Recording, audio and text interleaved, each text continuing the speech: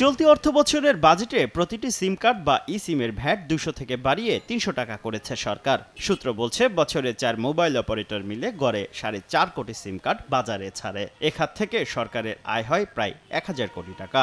নতুন করে ভ্যাট বাড়ানোয় এ খাতে যোগ হবে আরও অন্তত 450 কোটি টাকা।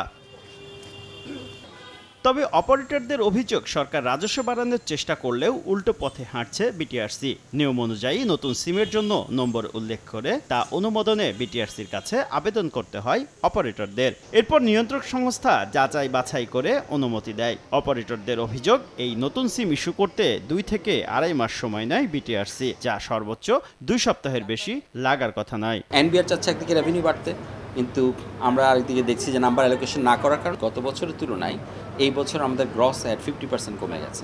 2 সপ্তাহের মধ্যে যদি আমরা পেতে পারি তাহলে আমাদের প্ল্যানিং প্রসেসটাও তাহলে এরকম করে করা যায় আর কি। অপারেটররা বলছে, সিমের প্লাস্টিক ও চিপ কেনা এবং কমিশন সহ বাজারে ছাড়তে প্রতিটি সিমে অন্তত 550 টাকা খরচ হয়। ভ্যাট বাড়ায় ভর্তুকি কমিয়েছে অপারেটররা, ছাড়তে পারছে না পর্যাপ্ত সিম কার্ডও। ফলে বাজারে 350 টাকায় সিম কিনতে হচ্ছে গ্রাহককে। কাস্টমারের খোঁজে মাগনা সিম, আমাদের কাছে ফ্রি সিম নাই, এখন কিনা পড়ে 341 টাকা। প্রতিটা সিম 100 টাকা করে বাড়াইছে। মার্কেট অনুযায়ী বাহিরে চলতে আসে 350 টাকার মতো।